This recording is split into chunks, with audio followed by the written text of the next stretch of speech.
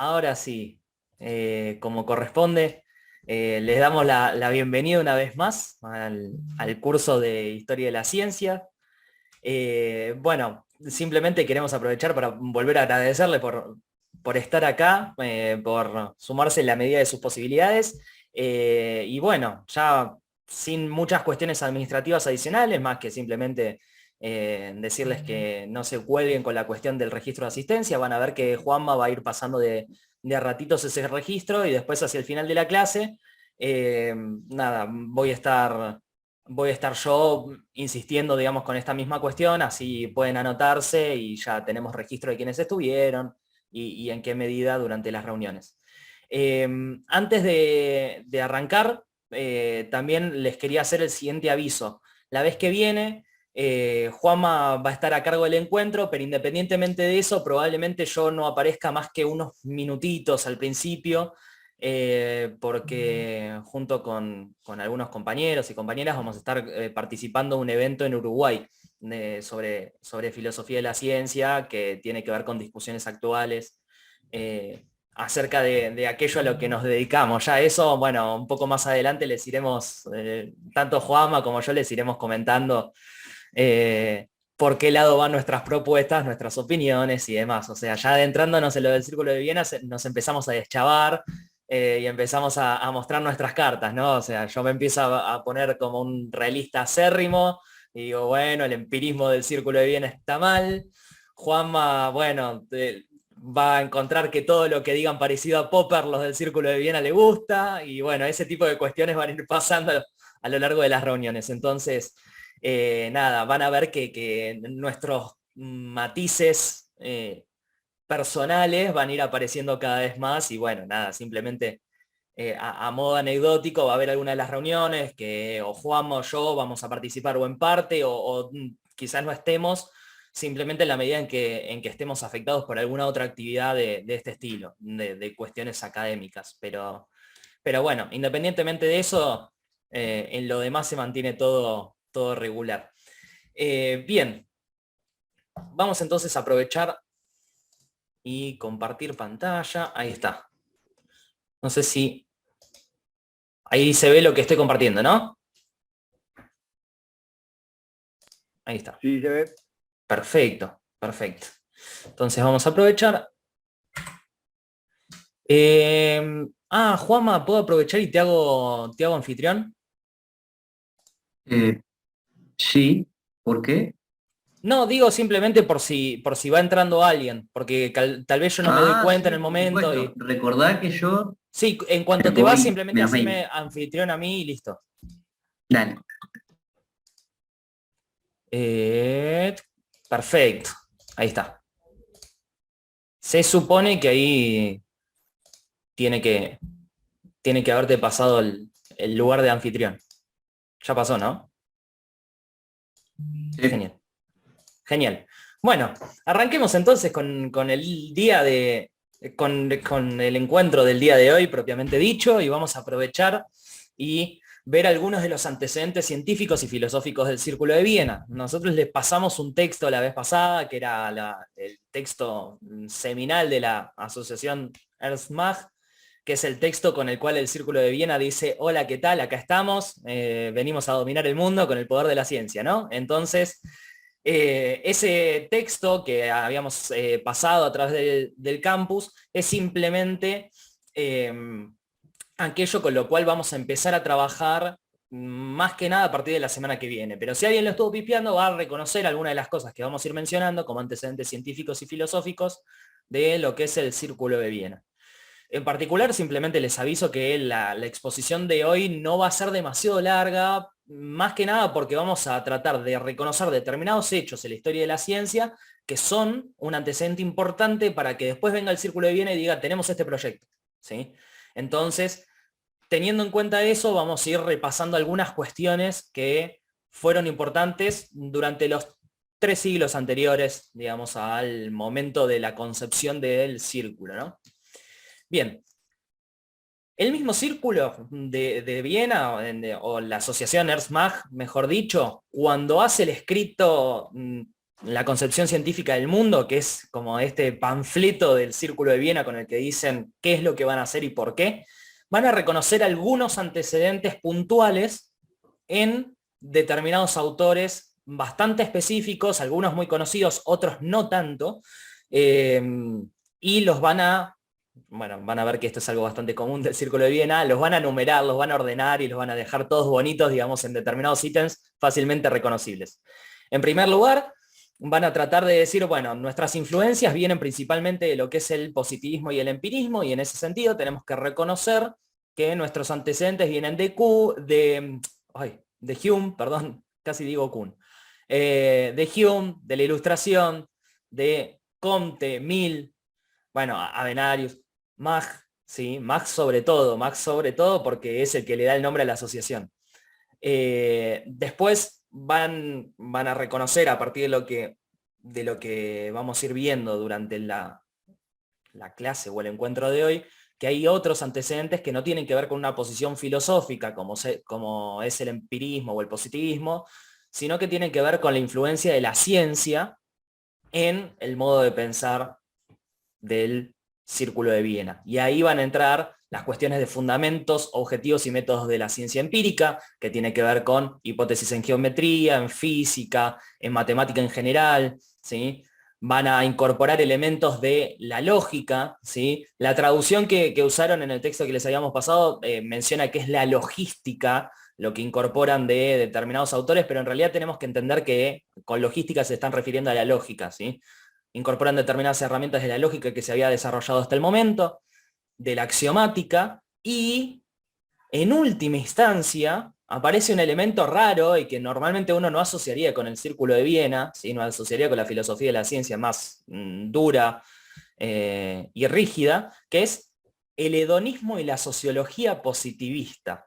Que vayamos a saber qué es en las circunstancias en las que quiere actuar en el Círculo de Viena. Pero para que sepan, la mayoría de las cosas que influyen sobre el Círculo de Viena son cuestiones que vienen de la física, de la matemática y de la lógica, y de repente mencionan algunas más que tienen que ver con la sociología y que tienen que ver con cuestiones más de filosofía de la vida cotidiana como ser el hedonismo. ¿Por qué lo Bueno, ojo hacen? ahí, ojo, perdón, ¿eh? El Sí, hedonismo, hablando desde los griegos, desde Epicuro, son las bases son buenas bases para un empirismo fenomenológico. sí, sí, Bueno, sí. perdón. Y teniendo en cuenta eso, bueno, lo que les decía Juanma, simplemente es para poder remarcar esto. No está tan aislado como nosotros podemos pensar al día de hoy de lo que es el proyecto positivista. Tiene una conexión intrínseca fuerte, pero sí es algo que parece raro cuando lo mencionan prácticamente al principio de este panfleto, ¿sí? Entonces, el hedonismo y la sociología positivista van a marcar dos cosas importantes. En primer lugar, ¿sí? Van a, por decirlo así, marcar ciertos antecedentes de lo que es la intención del Círculo de Viena en tratar de tener una concepción empírica del mundo, mucho más atrás de cuando se concibió el empirismo como tal en plena modernidad, ¿sí? Y por eso aparece la cuestión de el hedonismo de Epicuro y empezar a arrastrar todavía más atrás este tipo de cuestiones. Y en segundo lugar, ¿sí? Van a marcar como una especie de horizonte a futuro. O sea, parte de lo que van a incorporar de este punto 5 tiene que ver con cuál es la tarea que deberíamos desarrollar o cómo podemos mejorar el mundo cotidiano y la realidad del resto de las personas a partir de este proyecto del Círculo de Viena. Entonces, más allá de que parezca colgado el punto 5, sepan que tiene mucho que ver, ¿sí? Además hay algunas otras cuestiones que podríamos tomar del hedonismo en el sentido en el que lo entiende el Círculo de Viena.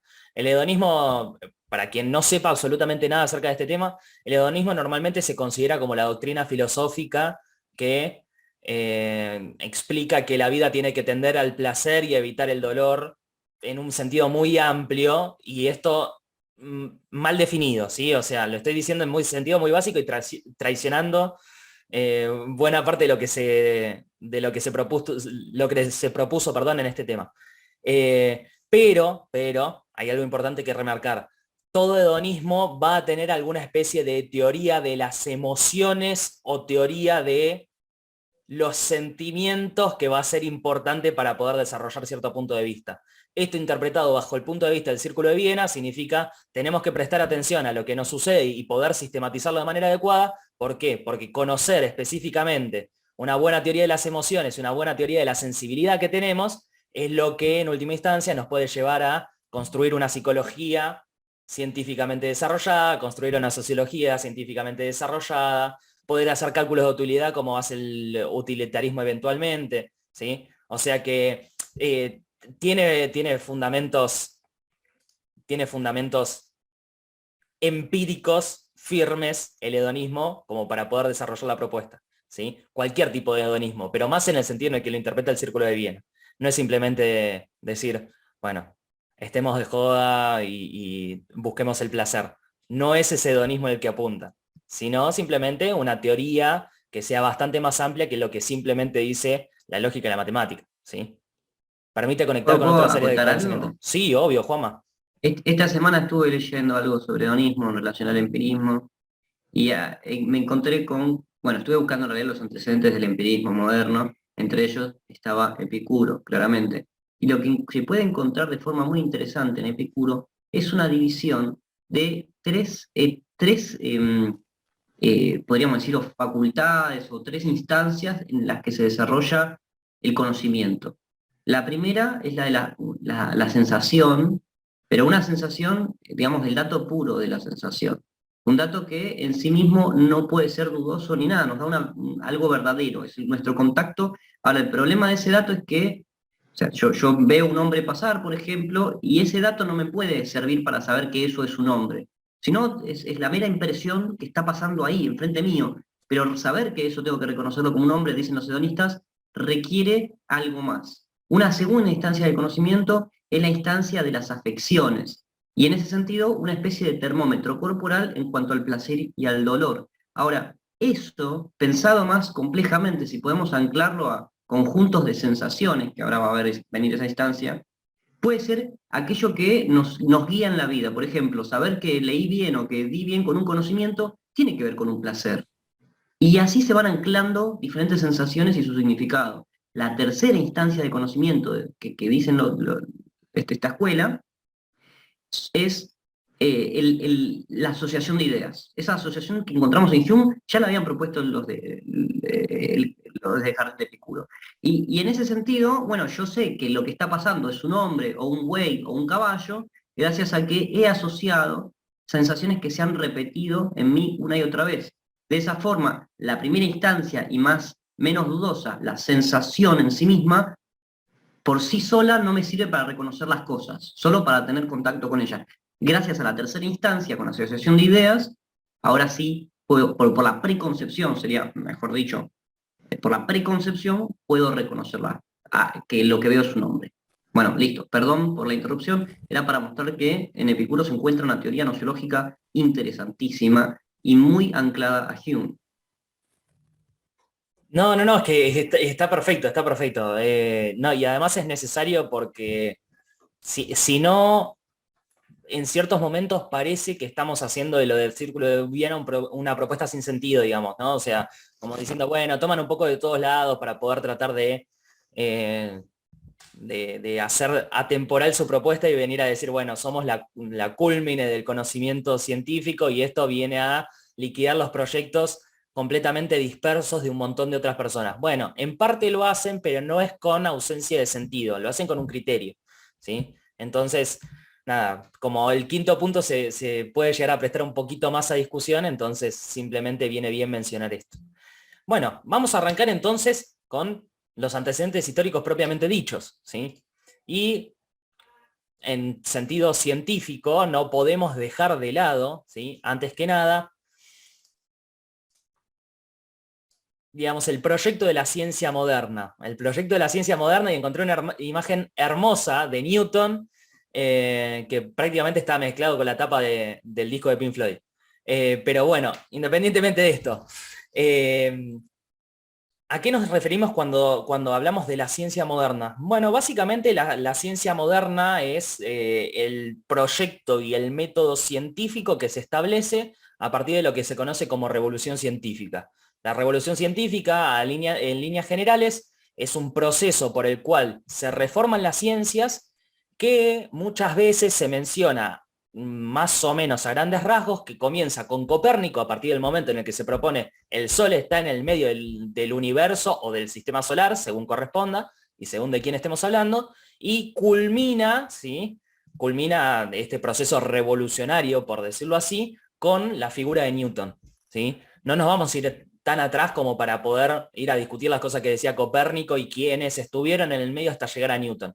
Vamos a concentrarnos en la cúspide de ese proyecto, que es justamente lo que hace Newton. Newton logra hacer varias cosas bastante difíciles en el contexto en el que estaba, pero al mismo tiempo que estaban vaticinadas por quienes habían venido antes de él. Y concretamente vamos a situar como tres grandes logros. Primero, que estableció las leyes, las bases de la mecánica clásica, descubriendo la ley de gravitación universal. Es decir, por primera vez lanza una propuesta que permite unificar los procesos físicos que suceden acá en la Tierra con los que suceden en el espacio en general. Te permite explicar de la misma manera qué es lo que sucede con el Sol que cuando vos tirás un lápiz y cae al piso. O sea, logra unificar un montón de procesos físicos que son increíblemente diversos y que al mismo tiempo, hasta el momento en el que llega él, tenían explicaciones demasiado diversas como para poder unificarse bajo una sola propuesta. Él es el que logra ver que Bocadito, todo se puede unificar en un solo lugar y de una sola manera relativamente sencilla dentro de todo. Sí, sí, perdón, un bocadito. Desde Aristóteles se habían separado los ámbitos para decir cómo eran los movimientos, para el ámbito sublunar y el ámbito supralunar. Según en el ámbito que se encontraba, había que apelar a diferentes leyes. El ámbito supralunar, el ámbito de los cuerpos celestes, es el ámbito de esas esferas que se mueven de forma eterna y tienen que moverse por éter, etcétera. Bueno, por es las algo que vos dudas, dijiste, pero perdón, desde perdón, Aristóteles. Juanma. Aclaro algo porque se puede prestar a confusión por si alguien no escuchó nunca de esto. Esto que menciona Juanma de la física aristotélica básicamente tenía que ver con lo siguiente. Por encima de la Luna se consideraban que todos los movimientos eran eternos, bastante rígidos. Había una física que no estaba atada a los procesos de creación y de corrupción de las cosas. Nada se generaba ni se destruía. Simplemente había un movimiento eterno y tenía una lógica todo lo que pasaba por encima de la Luna que no era la lógica de lo que está por debajo de la Luna, ¿sí? Con eso, a eso se está refiriendo Juanma con ámbito supralunar y sublunar, ¿sí? En el ámbito supralunar todo es eterno, todo es regular, el movimiento es perfecto y todo se va dando de una manera imperecedera, ¿sí? En el ámbito sublunar, la lógica de la explicación de los fenómenos físicos es otra muy distinta, ¿sí?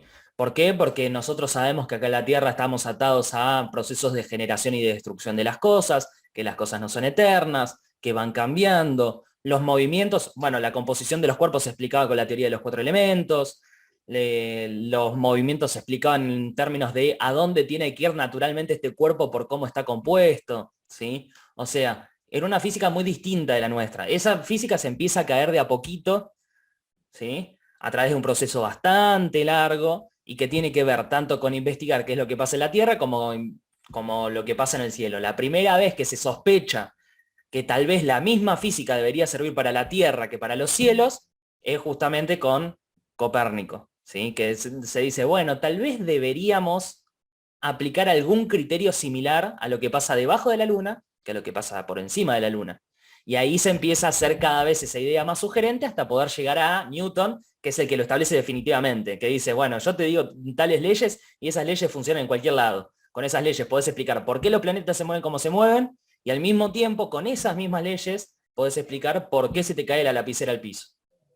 ¿Sí? Si lo soltás. Perdón, Juama, pero era simplemente por lo de supralunar y sublunar, que si no, si alguien no lo No, escuchó en la estaba vida. perfecto. Era como que lo estabas mencionando, pero faltaba decir que era desde Aristóteles. Y lo explicaste, así que perfecto. Ya No, está. no, no, es que tenés razón, obviamente. pero bueno, simplemente para que se den una idea de lo distinta que era la física hasta ese momento, ¿sí?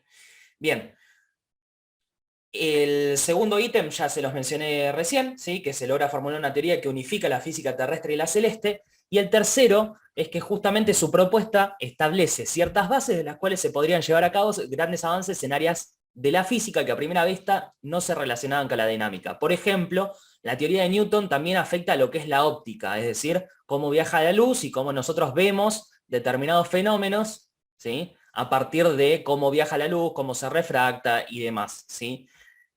En líneas generales, la física de Newton también pretende explicar cosas que son tan diversas como esa, ¿no? O sea, porque uno podría decir, bueno, está bien, en última instancia hay un cuerpo que se mueve cuando yo tiro la lapicera y cuando gira un planeta alrededor del Sol. Pero, ¿qué pasa con la luz? Bueno, Newton lo va a explicar en los mismos términos. Va a pensar que la luz está compuesta de determinados corpúsculos que se mueven de determinada manera, también en base a las mismas leyes, ¿sí? Entonces, fíjense que ahí hay un proyecto de unificación de la ciencia que es súper amplio, ¿sí? Súper amplio. Y entonces vamos a poder mencionar un par de cuestiones o un par de citas que me parecen interesantes y que no son demasiado complicadas como para poder entender. Fíjense la siguiente cita que está sacado un libro que después les paso. Ahí aparece la cita en pantalla, pero después les paso capítulos de este libro que está buenísimo porque explica ciertas cosas de historia de la ciencia como si fueran para gente de secundaria, ¿sí? Se entiende muy, muy, muy bien lo que explican en este libro en general, ¿sí? Y lo hacen de una manera bastante didáctica. Bueno, fíjense lo que dice. Pero es a través de un libro, de un único libro, los Principia de Newton, que lleva a cabo una hazaña muy poco usual: fabricar un mundo completo. Los Principia exponen la física como un conjunto de proposiciones, axiomas y definiciones con riguroso estilo matemático. Ya en el primer libro enuncian la ley de inercia, la de proporcionalidad entre la fuerza y la aceleración, y el principio de acción y reacción. Y fíjense que acá aparece como una especie de formulación de la ley de gravitación universal que dice que dos cuerpos cualesquiera, en lugares cualesquiera, se atraen con una fuerza que es directamente proporcional al producto de sus masas e inversamente proporcional al cuadrado de la distancia que los separa. O sea, acá hay una ley absolutamente general que vincula todos los cuerpos del universo con todos los otros cuerpos del universo, ¿sí? Gravedad es algo que afecta a todos los cuerpos, se encuentren donde se encuentren, pero que obviamente a veces esa fuerza que los atrae es imperceptible en virtud de que hay mucha distancia separándolos, ¿sí? Y entonces esa fuerza se disminuye, se hace cada vez más tenue, ¿sí? Pero sin importar qué es lo que hagamos con esta ley, en el momento en el que la aceptamos estamos unificando el universo, sí o sí. Entonces, eso es algo loquísimo para lo que se plantea en la época. O sea, es todo lo contrario a lo que podría llegar a haber planteado Aristóteles alguna vez. Y, y algo adicional, acá aparece un elemento importante y que va a ser una obsesión del Círculo de Viena después. La física es un conjunto de proposiciones, axiomas y definiciones con riguroso estilo matemático, ¿sí? La física de Aristóteles era bastante descriptiva, ¿sí? Y rara vez tenía No se alguna está cuenta. proyectando, Nacho. ¿Cómo? Se dejó de ¿Cómo? proyectar, me parece. Me parece que no se está proyectando. ¿Ustedes están viendo la pantalla? ¿El resto? Estamos entre las leyes y la gravitación. Sí. Sí, Listo, perdón, me callo. No, no, es ahí mismo. Eh, bueno, la cuestión es que justamente es con riguroso estilo matemático que se proponen, que se proponen las leyes en la física, ¿sí? Esto es algo que no sucedía hasta ese momento porque la física de Aristóteles es más que nada descriptiva, ¿sí? Que era la que se usaba hasta ese momento. Rara vez tenía alguna cuenta que se pudiera utilizar. Y entonces los Principia lo que van a hacer es decir, bueno, física se hace con números, ¿sí? Retomando la frase de Galileo, la realidad o el mundo está escrito en caracteres matemáticos,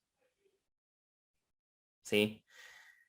Eso no necesariamente es algo que tengamos que aceptar al día de hoy. O simplemente es algo que va a tener bastante vigencia y que va a tener bastante importancia. Las personas que siguieron después de Newton van a prestar especial atención a este ítem. ¿Por qué? Porque después no se podría hacer ciencia sin números de manera confiable y rigurosa. Esta pretensión de pasar la física a un estilo matemático y volverlo una ciencia exacta es lo que después se va a intentar replicar con el resto de las ciencias, o por lo menos se va a decir, el resto de las ciencias tiene que tener esto porque si no, no son confiables. Y eso no es algo que tengamos que hacer obligatoriamente. Newton lo dijo para la física. Está buenísimo que funcione para la física, pero la sociología tendría que hacer lo mismo, la psicología tendría que hacer lo mismo, ¿sí? La biología tendría que hacer lo mismo. Tienen que hacerlo en parte y en parte no. ¿Cómo se mide qué tanto avanzó una ciencia? ¿Por cuántas cuentas usa? ¿Sí? Bueno, para el Círculo de Viena sí. Todo esto es, sí, que tanto se matematice es lo que marca el avance de la ciencia. Bien, pasemos entonces a lo que sigue. Y acá simplemente, primero voy a aprovechar y traer a colación a Kant, porque es mi filósofo favorito y es uno de los que más van a insultar los del Círculo de Viena, ¿sí? Entonces esto es completamente dogmático y sin ningún tipo de fundamento filosófico firme en principio. Pero voy a intentar justificar que no les estoy hablando de Kant porque sí, ¿sí? Kant va a aparecer poco después de que Newton propone los Principia, básicamente para poder tratar de armar un esquema de conocimientos, ¿sí? De hacer una propuesta filosófica que explique perfectamente por qué la propuesta de Newton es tan precisa, pero al mismo tiempo logre rescatar parte del conocimiento que se había desarrollado hasta el momento en teoría del conocimiento por parte de Descartes, que es otro de los filósofos modernos, y de Hume, ¿sí? Que también, otro de los filósofos modernos muy importantes. Vamos a ponerlo esto, y lo voy a mencionar de una manera muy bruta y muy incorrecta, ¿sí? Pero en líneas generales había dos líneas para poder armar teorías filosóficas, ¿sí? Con respecto a lo que tiene que ver con nuestro conocimiento del mundo.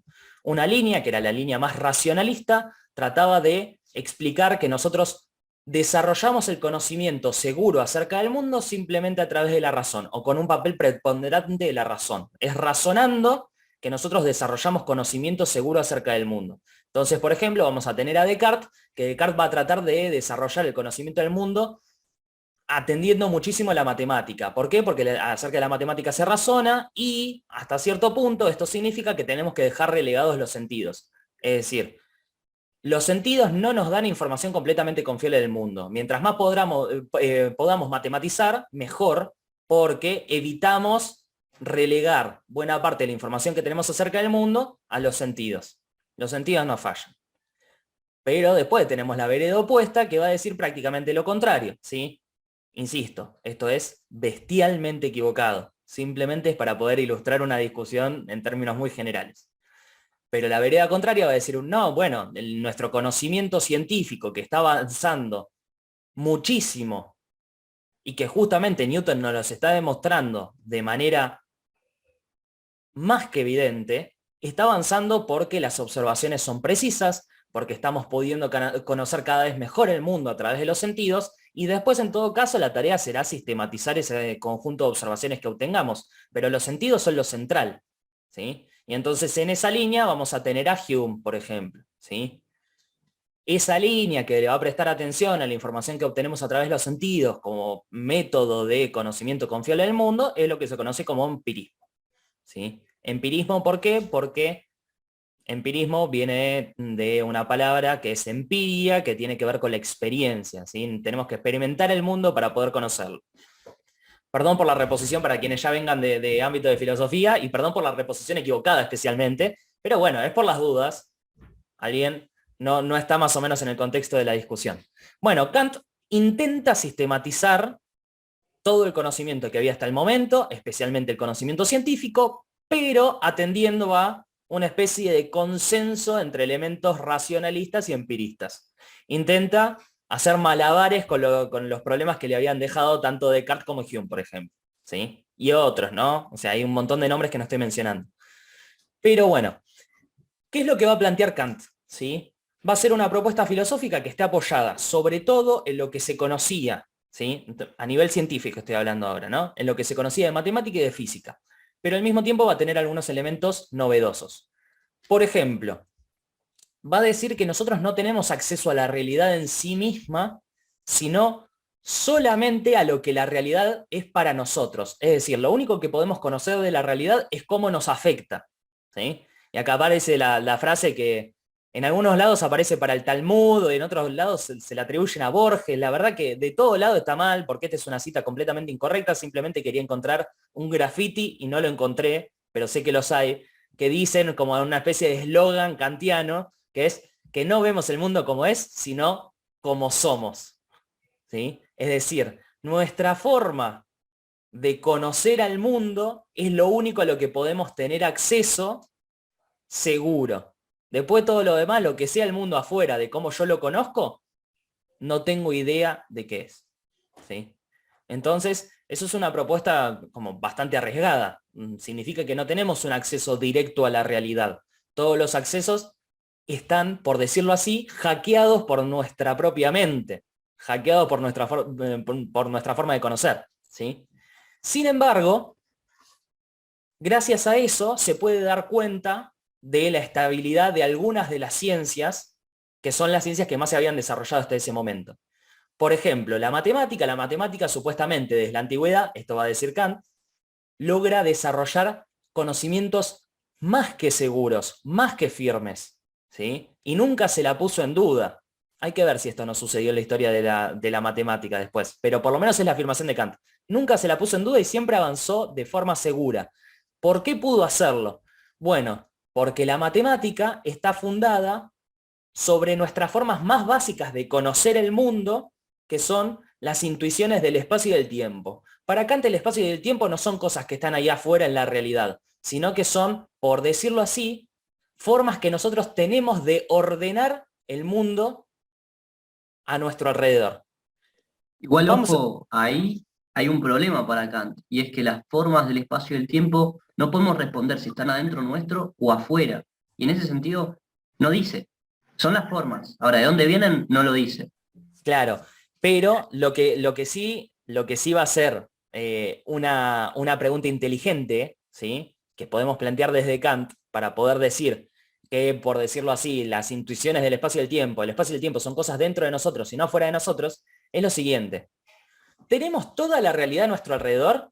La infinita realidad a nuestro alrededor que nos dejó Newton está ordenada en relaciones demasiado perfectas en el espacio y el tiempo, ¿sí? En el tiempo están ordenadas secuencialmente, en el espacio están ordenadas en 3 dimensiones. Y a partir de ahí podemos plantear un montón de relaciones matemáticas que son extremadamente rigurosas para la ciencia del momento. ¿Qué es más probable? ¿Que la realidad en sí misma tenga todos esos parámetros o que yo solamente pueda percibir las cosas dentro del espacio y del tiempo? El espacio y el tiempo tiene que ser algo medio confuso que está extendido por todo el universo y que unifica toda la realidad, ¿o es más fácil que yo piense que simplemente son unos lentes que me estoy poniendo para ver las cosas? Y bueno, más humilde sería decir, lo que yo tengo en la cabeza es el espacio y el tiempo, y bueno, y por eso pienso que el espacio y el tiempo está en todas las cosas que veo, ¿sí? Porque no me puedo sacar esos lentes. El espacio y el tiempo son los lentes con los que percibimos la realidad. ¿Me puedo sacar esos lentes? No. Por eso ves todas las cosas ordenadas espacio-temporalmente. Pero simplemente son nuestras formas de recibir lo que está afuera. Y como esas formas de recibir lo que está afuera ordenan secuencialmente en el caso del tiempo y sincrónicamente en el caso del espacio, ¿sí? Como ordenan las cosas, yo puedo plantear relaciones matemáticas entre las cosas. Kant dice, nosotros podemos hacer matemática de una forma segura, podemos hacer geometría de una forma completamente firme, porque eso está sentado en nuestra forma de conocer el mundo. ¿Por qué no podemos observar un triángulo que no tenga las características que se le atribuyeron desde la antigüedad? Y bueno, no podemos hacerlo porque no podemos ver el espacio de otra manera. Entonces, ¿qué pasa? Bueno, el espacio que nosotros percibimos tiene características tales que me hacen percibirlo acorde a lo que dice la matemática. O sea, para decirlo en términos muy generales, y lo único que necesito que se entienda a partir de esto, es que la matemática está fundamentada en cómo nuestra cabeza ordena la realidad. Y entonces toda la realidad va a estar amoldada a lo que diga la matemática. Por eso ninguna observación te puede probar algo como no matemático, según Kant. ¿Sí? Ninguna observación te va a demostrar que 2 más 3 es igual a 6. Ninguna observación te va a demostrar que un triángulo tiene más de 180 grados en sus ángulos interiores. ¿Sí? ¿Por qué? Porque la matemática te está describiendo cuáles son las formas de ordenar la realidad que tiene tu mente, y bueno, te puedes escapar de esa forma de ordenar la realidad que tiene tu mente. ¿Sí? Esto es muy burdo, pero puede servir. Ahora les voy a explicar qué es la geometría euclidiana, pero un poquito más adelante, ¿sí? Lo importante es que toda la matemática está fundamentada en nuestras intuiciones puras del espacio y del tiempo, es decir, en lo que nosotros percibimos de la realidad ordenado en relaciones espaciotemporales, ¿sí? En segundo lugar, ¿sí? Algo que es importante es que bajo este proyecto de decir, bueno, nuestra mente arma la realidad y por eso la matemática tiene una determinada estructura, Kant va a hacer lo mismo para la física. Va a decir, bueno, nuestra mente ordena la realidad y, por ejemplo, ordena las cosas en relaciones de causa y efecto, o de simultaneidad, o de sustancia y propiedad, y así seguimos sucesivamente, ¿sí? Nuestra cabeza ordena la realidad bajo ciertas relaciones, y esas relaciones son el fundamento de los vínculos físicos que nosotros podemos establecer entre las cosas. Entonces, en última instancia, todo lo que dijo Newton también se fundamenta en cómo nuestra cabeza ordena las cosas. ¿Cómo sabemos que las leyes de Newton van a valer siempre? Y bueno, porque mi cabeza está ordenando las cosas de esa manera y nunca voy a percibir algo que no obedezca a las leyes de Newton. ¿Sí? De la misma forma que, ¿cómo sé que la matemática sirve o que la matemática es la correcta? Y bueno, porque nunca voy a ver algo que viole lo que dice la matemática. ¿Sí? Ese es básicamente el criterio que usa Kant para poder tratar de plantear todas estas cosas. Bien, entonces, esta es la idea de Kant, ¿sí? Contra esta idea se van a pelear todos los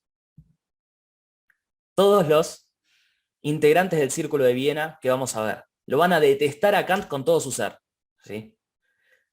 Pero vamos a ver por qué. Kant hizo un muy buen planteo para sus contemporáneos porque rescata muy bien la forma en la que podemos decir que la física y la matemática de ese tiempo eran ciencias firmes, ¿sí? Era una forma de poder plantear por qué tenían tal firmeza esas ciencias. Pero resulta que después la ciencia misma va a desbancar la visión de la física que había hasta ese momento y la visión de la matemática que había hasta ese momento. Entonces se va a empezar a notar que la propuesta de Kant simplemente era como una especie de agregado que trataba de hacer compatible toda la ciencia de un momento, pero que no puede servir para después. Entonces vamos a ver un poquito más de eso, ¿sí? Vamos a ver entonces algunas rupturas de la ciencia moderna. Todo lo que se había desarrollado hasta ahora era súper firme, se venía desarrollando con completa continuidad, aparentemente, y sin ninguna fisura. Y ahí empiezan a aparecer algunas cosas. Primero que aparecen las geometrías no euclidianas. Bueno, el sistema geométrico que se usaba, ¿sí?, hasta ese momento, y que de hecho se enseña en el secundario hoy en día, ¿sí?, es el sistema establecido por Euclides, ¿sí? El sistema establecido por Euclides es un sistema que básicamente nos explica cómo poder hacer cuentas y cómo poder dar relaciones entre figuras geométricas y entre demás cuestiones en un plano como el que está acá abajo, ¿sí? O sea, todo lo que nosotros hacemos en geometría euclidiana, ¿sí?, lo podemos hacer sobre un plano que en ningún momento tiene ningún tipo de curvatura o no se mueve en ningún tipo de sentido extraño. Entonces sucede básicamente sobre una hoja de papel. Vos sobre la hoja de papel podés dibujar todas las figuras perfectamente bien, y cuando dibujás un triángulo te pones a medir con el transportador cuáles son los ángulos interiores del triángulo y siempre vas a medir que tiene 180 grados. No va a cambiar ninguna de las cosas que vos sabés de la matemática que estudiaste en el secundario dentro de la geometría euclidiana, porque básicamente ese es el sistema que nos enseñan. Se pensaba que era el único sistema verdadero y era el sistema del que había dado cuentas Kant, ¿sí? Pero, ¿qué sucede? Bueno, en líneas generales, y para no hacerlo demasiado largo, lo que sucede es que había ciertas sospechas con uno de los postulados de la geometría de Euclides, ¿sí?, que permitía establecer todo el resto del sistema. Ese postulado que se pone en duda se intentó probar durante siglos y siglos y siglos, pero no se pudo fundamentar que fuera correcto, que fuera evidente, tal como el resto, ¿sí? O sea, había uno de los principios de la matemática, de la geometría de Euclides, que estaba más en duda que los demás. Se lo intentó probar, se lo intentó probar, se lo intentó probar, pero nunca se pudo. Entonces, más o menos, ¿sí?, en el siglo posterior a los principios de Newton, empiezan a hacer ciertas pruebas para poder tratar de ver que en el caso de que ese principio que se estaba poniendo en duda no se pudiera probar, tal vez se lo podía refutar, o tal vez se podía demostrar que sin ese principio no se podría hacer geometría, ¿sí? Entonces empiezan a jugar con sistemas matemáticos que evitan ese principio de Euclides o que lo reemplazan por otro, ¿sí? Simplemente cambian uno de los principios de la geometría de ese momento para poder ver qué pasa. El tema es que cuando hicieron eso, no llegaron a sistemas geométricos que son inconsistentes. Es decir, no llegaron a sistemas geométricos imposibles y que tienen contradicciones, sino que simplemente llegaron a sistemas alternativos. Lo que pasó es que se podía hacer geometría de otras maneras, lo único que no era la geometría que se había usado hasta ese momento, nada más. Pero eran igualmente válidas e igualmente consistentes. Son tan consistentes todos los otros sistemas que se descubrieron que niegan el postulado puesto en duda por todo el mundo a partir del momento en el que Euclides lo propuso, pero que sin embargo no llegan a ningún tipo de inconveniente. Por lo menos hasta el momento no. Por ejemplo, en vez de tener un plano, ¿sí?, como este de acá abajo, que es el plano con el que normalmente nos manejamos en la secundaria y sobre el que trazamos ejes cartesianos, ¿sí?, podemos tener un sistema geométrico en el que eventualmente el plano sea como este, ¿sí?, como este segundo, es decir, el plano está inclinado, pero fíjense que si yo trazo un triángulo acá, ¿sí?, sobre este plano, los ángulos interiores de un triángulo no son necesariamente 180 grados. Cada uno de estos ángulos es un poquito más grande que este, ¿sí? Este ángulo mide un poco más de lo que mide este, aun cuando el trazo aparentemente es similar sobre el plano en el que está. Lo mismo sucede acá arriba, ¿sí? Sobre una esfera, por ejemplo, si vos te pones a dibujar un triángulo sobre una esfera, vas a tener distintas características a las que obtendrías dibujando lo mismo sobre un plano como el que utilizamos en la matemática común y corriente. Otra de las cosas que puede pasar, bueno, les quiero hacer acá un pequeño dibujito. ¿Vieron todas estas linitas blancas? ¿Las llegan a ver? ¿Llegan a distinguirlas? Bien. ¿Qué pasa en este punto con todas esas linitas blancas? ¿Qué es lo que sucede? Se intersectan. Perfecto, se intersectan. Se chocan todas esas linitas blancas, ¿sí? Bien, perfecto. Ahora, ¿qué es lo que sucede? ¿Sí? ¿Cuál es el problema con que se intersecten? Bueno, aparentemente ninguno. Bueno, el tema es que sobre un plano como el que tenemos acá abajo, fíjense que ahora estoy haciendo una recta roja, ¿sí? Yo dibujo una recta y para poder hacer una paralela, ¿qué hago? Bueno, me sitúo en cualquier punto de esa recta, me voy un poquito hacia la derecha, por ejemplo, y trazo una recta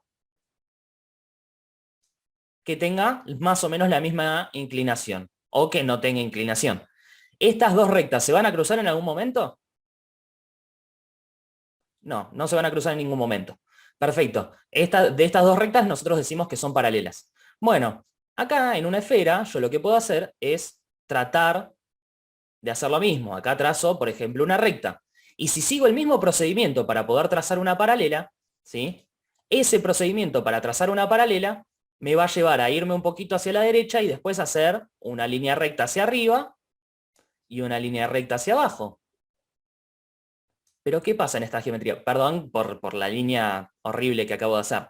Pero, ¿qué pasa con esta línea recta sobre una esfera? Y bueno, resulta que se va a cruzar con la que supuestamente es su paralela. Entonces, Las paralelas que nosotros normalmente pensamos que es imposible que se crucen, en otros planos distintos y en otras geometrías se pueden cruzar sin ningún tipo de inconveniente. De hecho, sobre este punto de acá, y sobre el punto que está abajo, sobre cada uno de los polos de esta esfera, no solamente se van a cruzar paralelas, sino que se van a cruzar infinitas paralelas. Cuando en la geometría que usamos todos los días no se cruza ni siquiera una. ¿Sí? Ninguna paralela se puede cruzar con otra.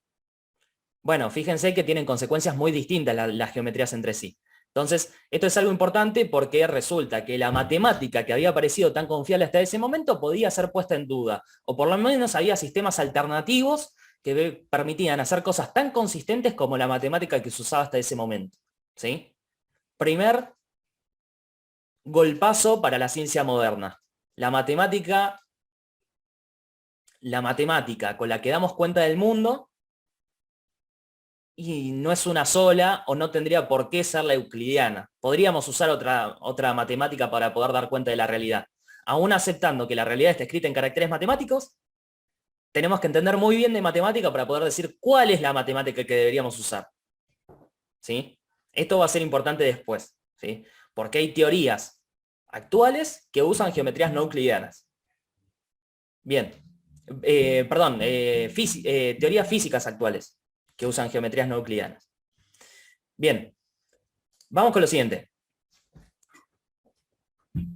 Acá es justamente donde va a aparecer otro de los grandes problemas para la física moderna.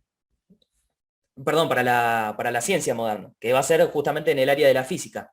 En el área de la física, ¿sí? Parece ser que Newton no tenía tanta razón como parecía, ¿sí? Especialmente se empiezan a notar algunas cosas cuando se intenta expandir la propuesta newtoniana para poder dar cuenta de fenómenos electromagnéticos, de fenómenos con respecto a la luz, ¿sí? En distintos ámbitos se empieza a tratar de expandir la física newtoniana para poder decir, bueno, si esta es una teoría que de verdad unifica todo lo que sucede en el mundo, entonces debería pasar en todos los ámbitos y sin restricción alguna. Bueno, eventualmente cuando se pone cada vez más precisa la observación, ¿sí? Y cuando se pone cada vez precisa la atención que prestamos a cada una de las consecuencias que debería tener la teoría de Newton, se llega a algunos problemas que eventualmente se van a resolver con otras teorías que niegan parte de lo que dice Newton y que, sin embargo, son increíblemente exitosas. Y puntualmente son dos, que son la teoría cuántica o la mecánica cuántica y la teoría de la relatividad. La mecánica cuántica, por decirlo así, rompe la mecánica newtoniana en ámbitos que tienen que ver con lo extremadamente pequeño. Cuando vamos a lo muy, muy, muy, muy, muy chiquito, no podemos explicar lo que sucede con partículas, por ejemplo, como los fotones o como los electrones, si no es en términos de la mecánica cuántica, o por lo menos no lo podemos hacer de forma precisa. La mecánica newtoniana no sirve para poder explicar lo que sucede en experimentos con cosas muy, muy, muy, muy, muy chiquitas. Y la teoría de la relatividad hace lo mismo, pero en el ámbito de lo muy, muy, muy, muy, muy, muy grande, ¿sí? Es decir, cuando tenemos que calcular cosas con una escala cósmica, resulta que Newton no tenía tanta razón, o si tratamos de usar la mecánica newtoniana, no podemos ser tan exactos como podemos serlo con la teoría de la relatividad, ¿sí? Independientemente de cuáles son las consecuencias de cada una de estas teorías, es súper interesante meternos y si les interesa podemos hacerlo a futuro o pueden hacer consultas al respecto, ¿sí? Acerca de qué plantea cada una. Pero lo importante es que rompen con el paradigma newtoniano porque resulta que Newton no puede ser correcto en algunas circunstancias, ¿sí? Cuando se supone que era una teoría completamente universal.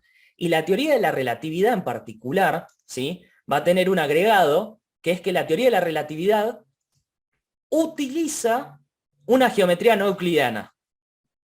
El espacio y el tiempo no tienen las características que estaban previstas por la geometría de Euclides, que estaban endiosadas por Kant, como diciendo las características de nuestra realidad tienen y obedecen siempre la geometría euclidiana y no cumplen por eso mismo con lo que había dicho Newton. Eso no quita que la mecánica newtoniana no se pueda usar hoy en día, ¿eh? En el ámbito de la vida cotidiana y los cálculos que tenemos que hacer comúnmente se pueden usar porque el margen de error es muy pequeño. Pero sin embargo, cuando nos vamos cada vez a lo más grande o cada vez más a lo más pequeño, necesitamos otras teorías que plantean cosas que son inconsistentes cuando las tratamos de plantear a la vez que la mecánica de Newton. Leandro, ahí te veo levantando la mano. Una consulta. Sí. ¿Cuál era la imagen? Podría ser hasta sensación, pero bueno, ¿cuál era la teorización que hacían propios científicos sobre esa problemática de encajar ya sea con Newton, ya sea con las ideas de Kant que estaban muy difundidas, pero bueno, su labor era más científico? ¿Cuál era su posición y demás? No de los filósofos de la ciencia, sino de los propios científicos en su práctica o en sus libros y de divulgación. Bueno, depende, porque al principio hubo un poco de resistencia. Por ejemplo, al que tienen acá arriba, ahora les voy a marcar, este tipo, Planck, ¿sí? Es el que planteó por primera vez lo que nosotros entendemos como teoría cuántica. Y él simplemente lo planteó como una serie de cuentas de las cuales decía, miren, todo lo que yo estoy proponiendo en este momento es falso, pero no tenemos cuentas mejores para poder predecir lo que pasa en estos ámbitos. O sea, él mismo propuso su teoría diciendo, esto es una locura porque no respeta lo que dice Newton. Pero les dejo esta cuenta porque funciona, hice experimentos y funcionan. Sin embargo, ni yo me creo estos cálculos que les dejo. ¿Sí? Él mismo decía que eso era falso. Sin embargo, después le terminaron dando el Nobel porque no se logró demostrar nunca que era falso. De hecho, sigue siendo tan exitoso como al principio lo que planteaba Planck. Entonces resulta que tenía razón a pesar de lo que él mismo quería, que era decir, bueno, te planteo estos cálculos y después los corregimos en base a la mecánica newtoniana. Bueno, nunca pasó. Eso nunca sucedió y se siguió en otra dirección porque resulta que Newton era el que no tenía razón, no Planck. Pero él era un científico de la época y en base a la influencia newtoniana, a él mismo le parecía una locura llevarle la contra a Newton. Entonces, en ese momento, y era bastante loco todo esto. Bastante loco tratar de pensar en romper la mecánica newtoniana.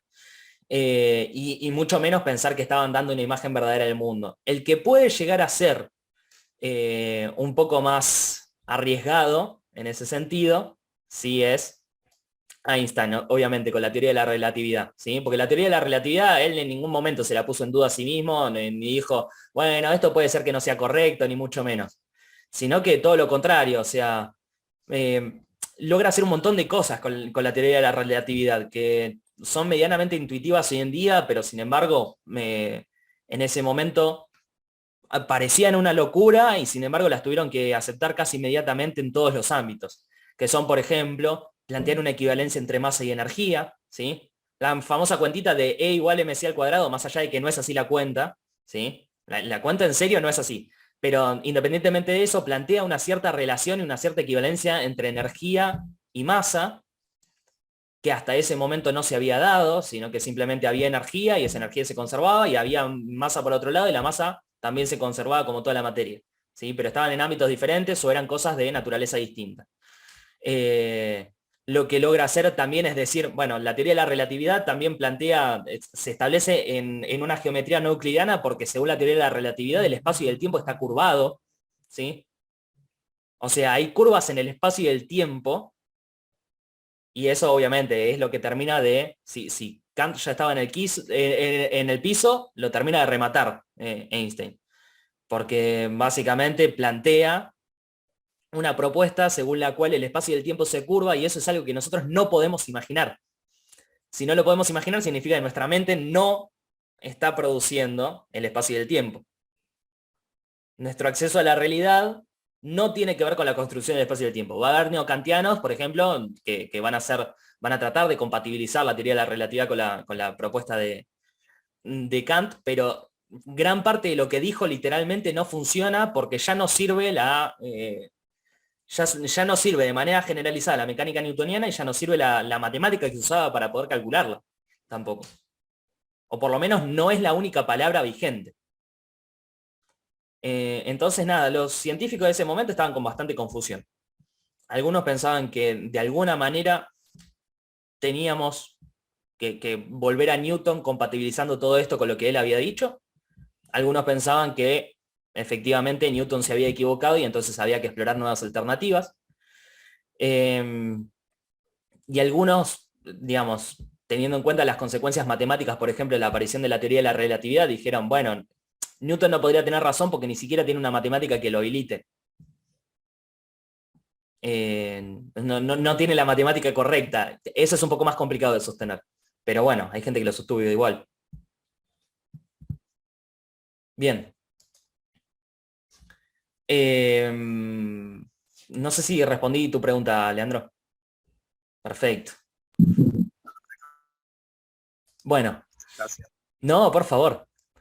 Cualquier cosa, obviamente, consulten, ¿sí? Aprovechen, consulten, me dicen lo que necesiten y listo. Bien, vamos a seguir entonces, ¿sí? Que nos falta, la verdad, bastante poquito.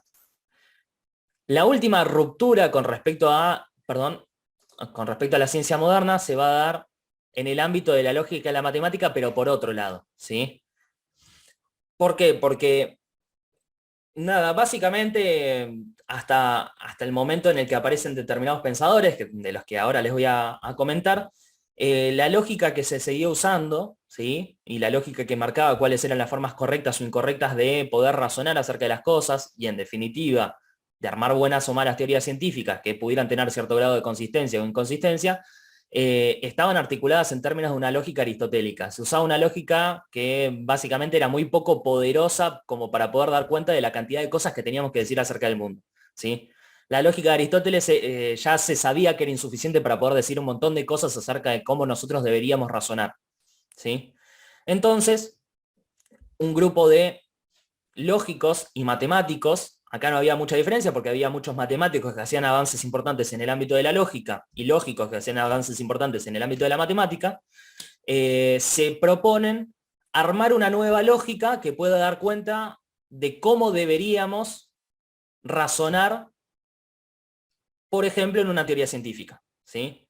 Cómo deberíamos hacer inferencias, razonamientos, ¿sí? Cómo deberíamos poder plantear la lógica para que pueda efectivamente articular todo lo que necesitamos decir en una ciencia que esté avanzada, ¿sí?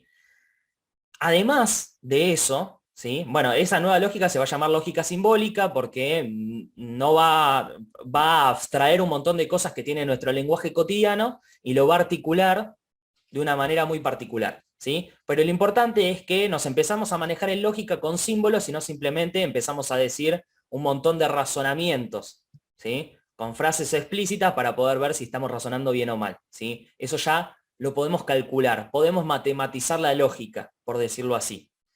Y cuando se matematiza la lógica, al mismo tiempo se trata de axiomatizar la matemática. ¿Qué significa axiomatizar?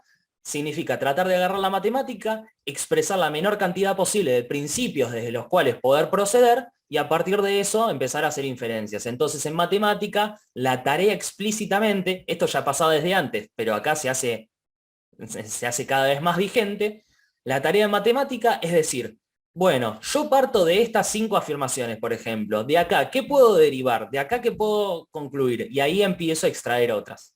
Las afirmaciones de las que parto se llaman axiomas, y todas las otras afirmaciones que yo puedo deducir a partir de esas afirmaciones iniciales se llaman teoremas. El teorema de Pitágoras, el teorema de Tales, etcétera, etcétera, etcétera, ¿sí? Pero la matemática se convierte en un gran edificio construido sobre unas poquitas afirmaciones iniciales. Bueno, ¿cómo construyo el edificio de la matemática? ¿Cómo justifico la matemática? Bueno, Russell, que es a quien tienen acá en el medio, ¿sí? Russell va a probar, ¿sí? Hasta ahí, pero para el momento en el que lo hizo se consideró completamente válido. Russell va a probar, por decirlo así, que la matemática era un capítulo de la lógica. La lógica se había reformado con ayuda de la matemática, pero la lógica es algo más básico. La lógica nos enseña cómo razonar en general. La matemática simplemente es el capítulo de la lógica que nos enseña a razonar acerca de cantidades, por ejemplo. Entonces, la matemática se subsume bajo la lógica para poder tratar de dar cuenta íntegramente cómo deberíamos razonar acerca de la realidad. A partir de este momento, que esto es lo importante de todo lo que estoy planteando, a partir de este momento la lógica y la matemática van a tener un lenguaje cada vez más preciso y las formas de inferencia en matemática y lógica van a ser cada vez más estructuradas. Bien. Entonces, ¿qué es lo que pasa? La matemática, que hasta cierto punto había sido puesta en duda, ¿sí? Había sido puesta en duda cuál era la matemática correcta, con la aparición de las geometrías no euclidianas, porque podíamos dudar, bueno, este sistema geométrico es el correcto, tal otro es el correcto, etcétera, etcétera, etcétera, va a volver a tener estabilidad con una reformulación de los sistemas matemáticos para poder mostrar por qué los sistemas matemáticos están ordenados de la manera en la que están, de qué manera se ordenan, cómo logran consistencia, de qué manera los podemos usar para poder ordenar nuestro conocimiento del mundo. Y lo mismo va a pasar con la lógica. Entonces la lógica y la matemática se van a volver bastiones de los cuales se va a poder desarrollar todo lo que viene después, ¿sí? Porque la lógica y la matemática lograron un lenguaje súper preciso y lograron explicar cuál es la forma correcta de razonar acerca de las cosas independientemente del tema del que se trate, ¿sí? Y encima razonar de forma verdadera, porque lógica y en matemática lleva conocimientos certeros, independientemente de que en algunas circunstancias tenga distintos sistemas que puedan ser considerados tan válidos como otros. Ejemplo, en geometría.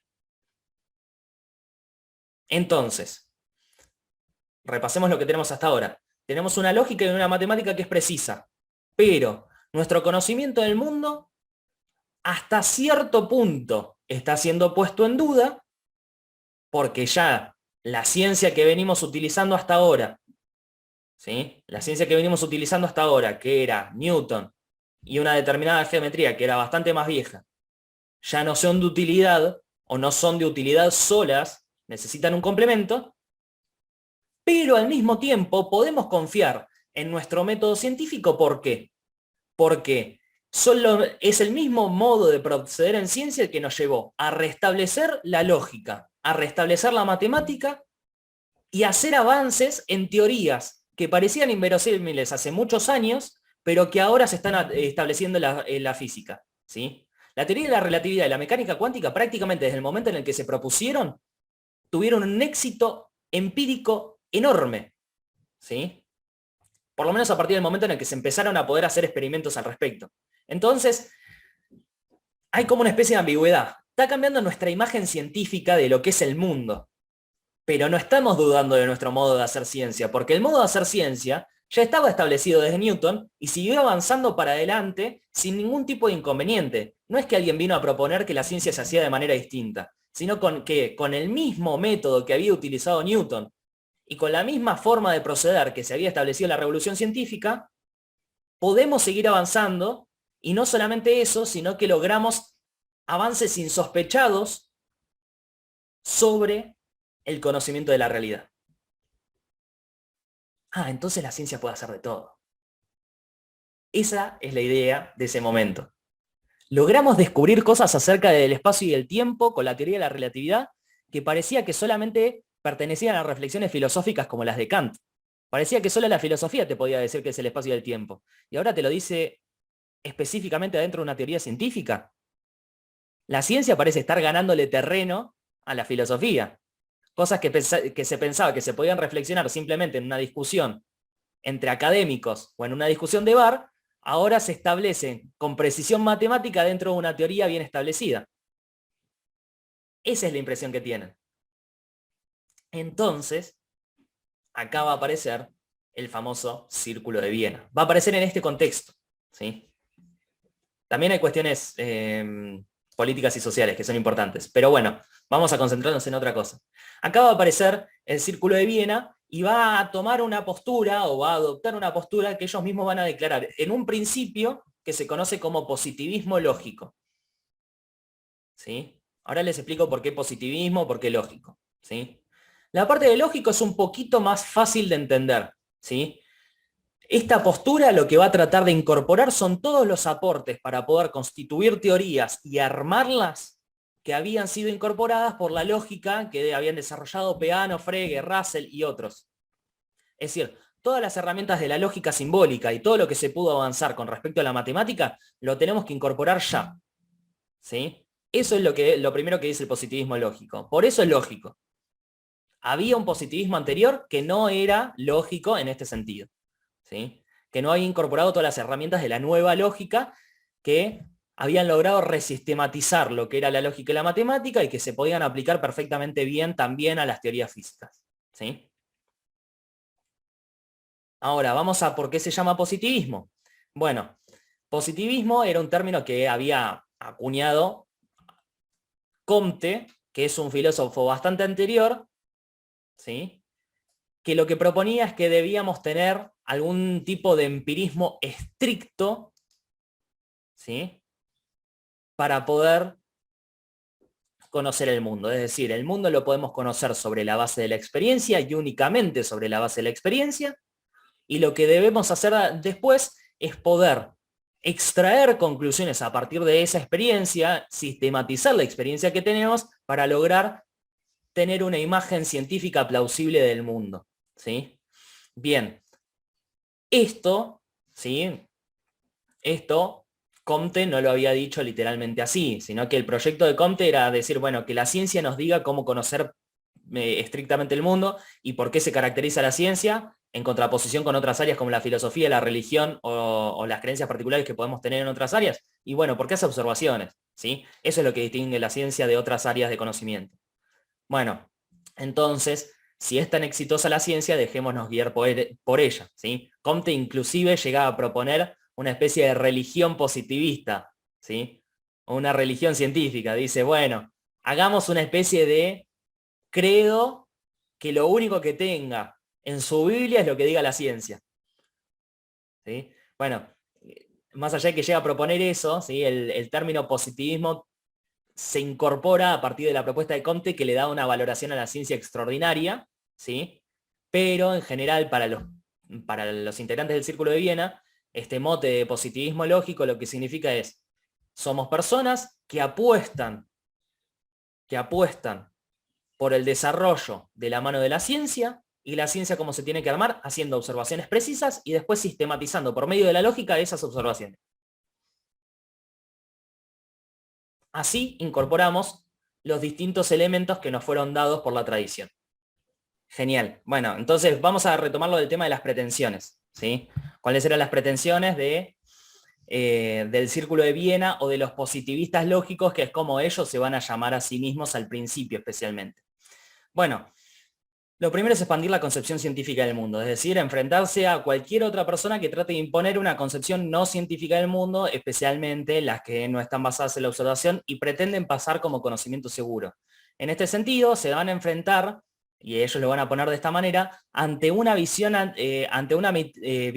teologizante y metafísica de la realidad, ¿sí? O sea que se van a enfrentar a quienes quieran imponer una determinada visión anclada a lo que tiene que ver con lo religioso, y también a los que tratan de argumentar en términos filosóficos acerca de cosas en las que se podría hablar, de las que se podría hablar en términos científicos, ¿sí? Por ese mismo motivo se la agarran con Kant.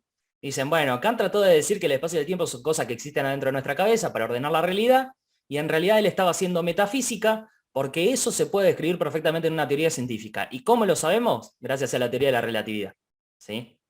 La teoría de la relatividad nos dice qué es el espacio y el tiempo y nos lo dice en términos científicos, nos lo matematiza, ¿sí? Entonces, ¿qué hace Kant hablando acerca de esto cuando en realidad no tiene ningún tipo de derecho? ¿Sí? Además, ¿sí? Independientemente de esta cuestión de expandir la concepción científica del mundo, van a tratar de tener algunos propósitos específicos con los cuales poder desarrollar esta propuesta. Por un lado, explorar la fundamentación de la lógica y, consecuentemente, la matemática. Para ellos, insistimos, la matemática es un capítulo de la lógica. Esto después, bueno, van a aparecer algunas propuestas en matemática que se enfrenten un poco a esta perspectiva, ¿sí? Con las que parece que la matemática tiene cierta autonomía respecto de la lógica, pero para la perspectiva del positivismo lógico no es así. La matemática es un capítulo de la lógica y no mucho más. ¿sí? Entonces, sí, Melissa, tranqui, entra de vuelta con otro dispositivo, no hay ningún problema. Bruno, tenías una consulta. Sabía que esta parte con esta parte te iba a enganchar a vos. ¿Cómo estás, Nacho? ¿Qué tal? No, o sea, la duda que me surgió ahora es, eh, ¿cuál es el sentido, como me puedo imaginar, pero te quería preguntar a vos, ¿cuál es el sentido en que lo que plantea Kant o lo que hace Kant sería anticientífico, ¿no? O no científico? ¿Cuál es el sentido en el cual lo que hace Kant es no científico? Bueno, básicamente es en el siguiente sentido. Tomó por correcta una geometría de la cual otros ya habían estado dudando, por esta cuestión de que había estado el quinto postulado de Euclides, que era este principio que le dije al resto, que era uno del que ya se estaba dudando hace tiempo y que se estaba intentando probar que era verdadero. Él lo tomó como cierto, y no solamente como cierto, sino que dijo: nosotros no podemos ver cosas en términos no euclidianos porque nuestra realidad está ordenada espaciotemporalmente, y esas intuiciones puras de espacio y tiempo son las que configuran la realidad, y entonces la configuran siempre acorde a esa matemática, ¿sí? Eso es lo primero. En segundo lugar, sí, o sea, tomó una determinada perspectiva que se estaba poniendo en duda como cierta cuando no necesariamente lo era, ¿sí? Y antes de que cualquier ciencia pudiera agarrar y dar su palabra al respecto, ¿sí? Y en segundo lugar, también cuando plantea, o sea, Kant plantea que Newton tiene razón casi como una cuestión de necesidad. Dice, bueno, si nosotros desarrolláramos lo suficientemente bien los principios que están derivados de la esquematización de las categorías, de la forma en la que las categorías del entendimiento ordenan la realidad, eventualmente podríamos llegar a los principios de Newton, ¿sí? O a las leyes de Newton. O sea que, por decirlo así, dice que por nuestra propia constitución epistémica, la matemática y la física de su momento son las que son necesariamente verdaderas. Cuando la ciencia demuestra lo contrario, ahí se dice, che, Kant, te metiste con algo que no necesariamente sabías lo que era o por qué estaba fundamentado. En vez de dejar que la observación guiara nuestro criterio de lo que es científicamente correcto o no, vos dijiste que eso que es científicamente correcto es necesario desde un punto de vista filosófico. Hiciste filosofía para tratar de validar universalmente algo que solamente se puede comprobar a partir de la observación. Hiciste más de lo que tenías que hacer. ¿Se entiende? No sé si respondí. O sea, sí, lo entiendo. O sea, yo estaba pensando como, digamos, uno podría decir, bueno, Kant simplemente hizo otras observaciones, ¿no? No tenía las observaciones que después se hicieron primero, se podría decir, ¿no? Como, bueno, se equivocó, propuso una teoría científica, pero se equivocó. ¿Por qué? Bueno, en parte tenía ciertas observaciones determinadas. Y después también estoy pensando, bueno, mirá, la teoría de la relatividad y todo eso tiene un montón de teoría, precisamente, ¿no? No es puramente observaciones. Eh, digamos, está bien, ahí quizás tiene un poco más. Yo me imaginaba que podía ir también por ese lado, que tenía más sentido de querés plantear como universal y necesario estas cosas, ¿no? Eso tiene cierto como carácter más o matiz más filosófico y por lo tanto metafísico, qué sé yo. Pero en definitiva es como, inclusive los positivistas lógicos van a tener cierta epistemología, ¿no? Como que el hecho mismo de hacer epistemología no sería lo contrario a la ciencia, ¿no? No, totalmente, totalmente. O sea, lo que critican no es el hecho del criterio que usó Kant para poder proponer lo que proponía, sino que le quisiera dar carácter universal y necesario a lo que proponía. Porque eso es algo de lo cual un científico que atiende al desarrollo de la ciencia nunca podría hacer. Ellos dijeron, A ver, en última instancia lo que propuso intenta hacer una fundamentación de lo que dijo Newton y de la matemática que estaba bien establecida en su tiempo.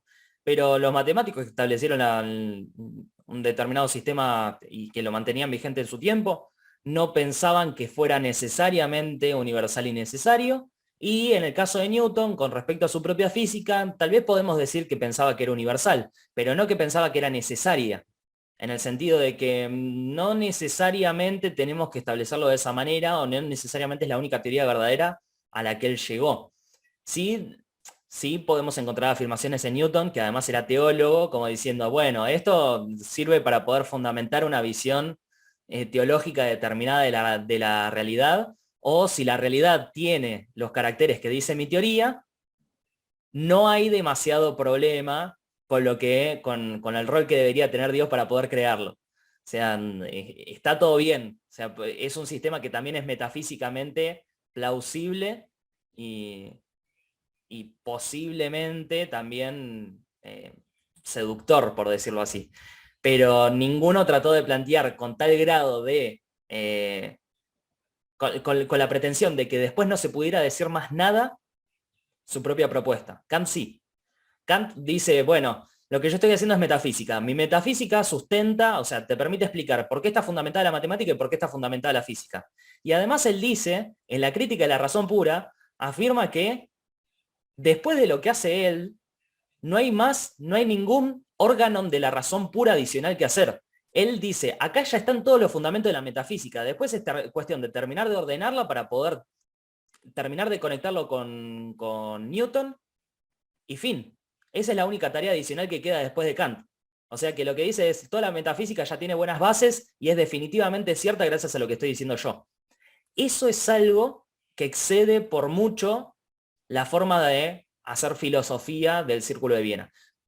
Primero, el Círculo de Viena va a plantear en muchas circunstancias que lo que están haciendo no es filosofía. O si están haciendo filosofía no es en el sentido habitual, sino que simplemente es análisis lógico lo que están planteando. Pero en segundo lugar, se van a dar cuenta de que nosotros no podemos decir en ciencia que algo es definitivamente verdadero. A lo sumo podemos sistematizar de la mejor manera posible nuestras observaciones.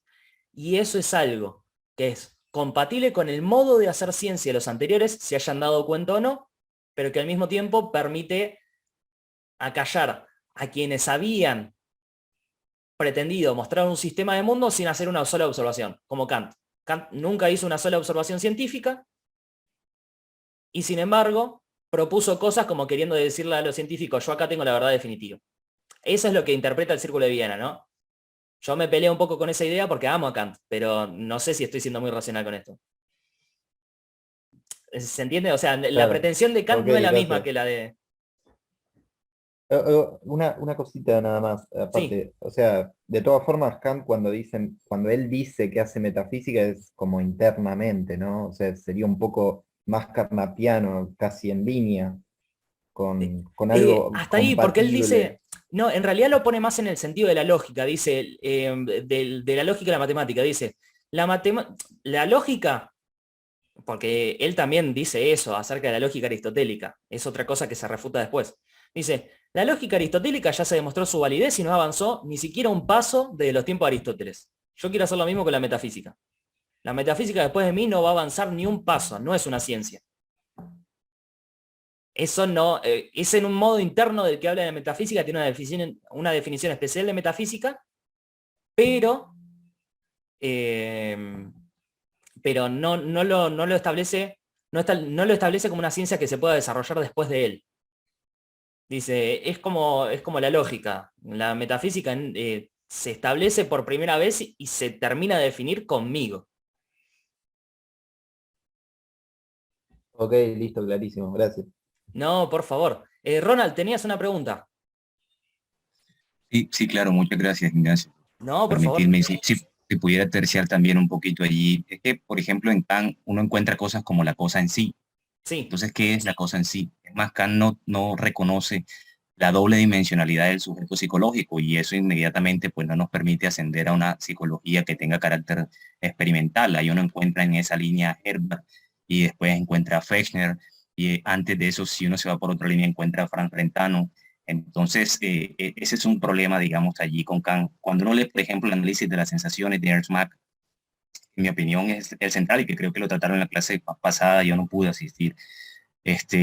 Exactamente, él, así como lo has mencionado, Ignacio, muestra que los problemas de ese siglo, el que, bueno, ya tú has mostrado cómo la geometría viene ascendiendo, pasa a la geometría euclidiana, ahí está, digamos, hasta que llega Lobachevsky, que era lo que estabas explicando allí, Riemann está ahí, Gauss está ahí. Claro. Entonces, digamos, es otra manera, digamos, de mirar el mundo y las cosas. Y entonces esa parte es importante, o sea, esa parte lógica, pero también es importante, y no sé si lo han tocado, y le pido disculpas, solo que estaba ocupado, pero sí quería verme, se me lo quiero ver todo, está, relacionado con la biología, el surgimiento de la biología y la diferencia, digamos, entre la causalidad biológica y la causalidad física, que es fundamental para el caso de Mach y para lo que viene seguramente ahora de cómo es posible que las sensaciones como, digamos, el sabor, el color, la forma y la figura se igualan, digamos, a tiempo y espacio. Y eso permite plantear una epistemología diferente, que es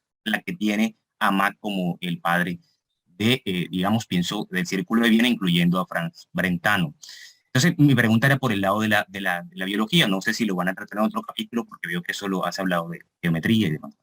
Sí, en realidad, ¿qué pasa? Con el tema de la biología, los integrantes del Círculo de Viena tienen algunos problemas. O sea, a los integrantes del Círculo de Viena, que vienen más que nada del ámbito de la física y de la lógica, la matemática, ¿sí? Había algún que otro ingeniero.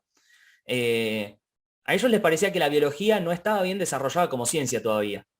Primero porque hay varios problemas para poder saber cómo se debería comprobar la teoría de la selección natural de Darwin.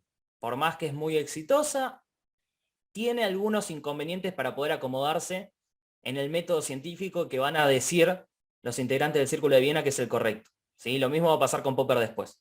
Hay algunos inconvenientes o hay al menos algunas dudas. Ellos tratan de decir, bueno, evidentemente es una teoría muy, muy novedosa, muy exitosa. Tratan de decir por qué es que funciona, pero tienen bastantes problemas para poder dar cuenta de ella.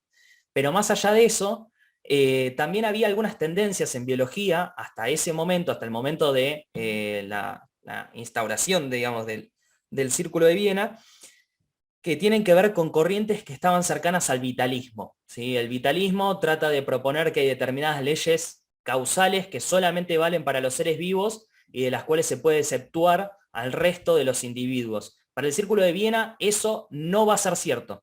Ellos tratan de explicar todo en términos casi puramente mecánicos. Van a tratar de evitar cualquier descripción vitalista y van a decir, los seres vivos no tienen nada de particular con respecto al resto de la realidad, simplemente son un poco más complejos.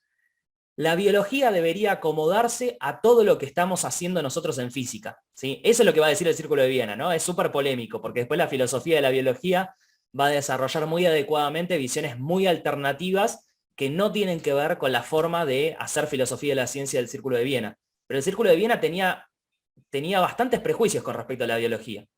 De hecho, inclusive en la psicología experimental, el único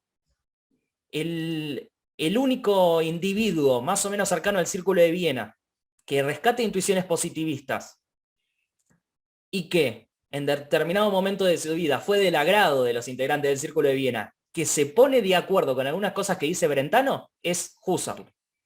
El primer Husserl, el Husserl de las investigaciones, va a ser el que tome lo que dice Brentano, lo aplique en una determinada propuesta filosófica y en un primer momento le caiga bien esa propuesta a los integrantes del Círculo de Viena. El tema es que para cuando se forma el Círculo de Viena, ya el mismo Husserl había cambiado de opinión. Entonces, la psicología y la biología en particular son bastante subestimadas por los integrantes del Círculo de Viena. Vamos a ver por qué y cómo discutirlo, ¿no? Cómo poder discutir esa propuesta, porque sí dicen cosas acerca de la biología y de la psicología. También dicen cómo se tendrían que desarrollar correctamente, pero parece que todo va bastante de la mano de adoptar la forma de hacer ciencia de la física. Ese va a ser el prejuicio del Círculo de Viena más notorio. No sé si respondí, Ronald, a lo que mencionabas. Oh, vale, muchas gracias, Ignacio. De todas maneras, De todas maneras, sí quiero marcar esto. Estás en toda la razón con el hecho de que una buena filosofía de la ciencia tiene que dar cuenta de la biología. El tema es que el Círculo de Viena no previó eso. O sea, o Pero lo previó en sus propios términos.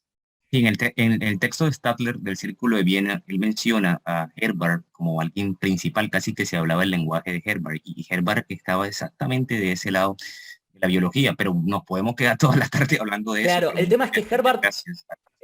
mira, Herbart, algunos integrantes del Círculo de Viena dicen, bueno, hizo algo muy bueno, y otros dicen que básicamente era detestable lo que proponía, porque a partir de la propuesta de Herbart, hay, hay- nada, hay determinadas articulaciones en teorías en biología que llevan a concepciones que para algunos de los integrantes del Círculo de Viena son metafísicas. Entonces, sí es cierto, o sea, en la parte científica habla el lenguaje que a los integrantes del Círculo de Viena les gusta, pero en su propuesta general no está teniendo simplemente apoyo en la observación y sistematización matemática. O sea, no es lo único que está constituyendo su propuesta. Entonces, en ese sentido es que prejuzgan lo de la biología. Dice, la biología tiene todo como para poder hacer las cosas bien, pero está haciendo de más. Está haciendo cosas que son metafísicas.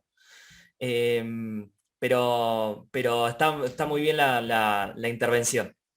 Vamos a ver cuáles son las tensiones, qué cosas les caen bien de los biólogos, qué cosas les caen mal. Eso sí, lo vamos a ver un poquito más en profundidad seguramente en la clase que viene. Gracias, Ignacio. No, por favor. Leandro, no sé si tenías algo para mencionar de esto o voy primero con otras Eh, preguntas. no, una consulta, pero como nos falta tiempo y demás, no, quería preguntar si va a tratarse en otra clase o si podés hacer alguna recomendación bibliográfica y demás para investigar sobre el tema. Me surgía la duda sobre la relación entre la fenomenología y el Círculo de Viena. Uno, porque es mismo contexto histórico casi, si bien estará cada uno marcado por su trayectoria por distintas cosas, y también porque los dos se adjudican verdaderos positivistas, o sea, si bien hay un, si no me equivoco, Husserl, el que decía que, bueno, si esto es positivismo, si ir a las cosas y hacer la experiencia positivismo, bueno, nosotros somos verdaderos positivistas. Eso y el hecho de que la fenomenología también haya restado el logicismo a su forma igual, o sea, criticó muchísimas cosas, hizo un despelote bárbaro, pero bueno, a su forma trató de decir, bueno, esta es la verdadera lógica, sobre esto se asienta. Porque habría una tensión, yo tendería a pensar, no sé si van por distintos lados, ni se tocan en ese punto, si hay críticas de un lado al otro, si se complementan.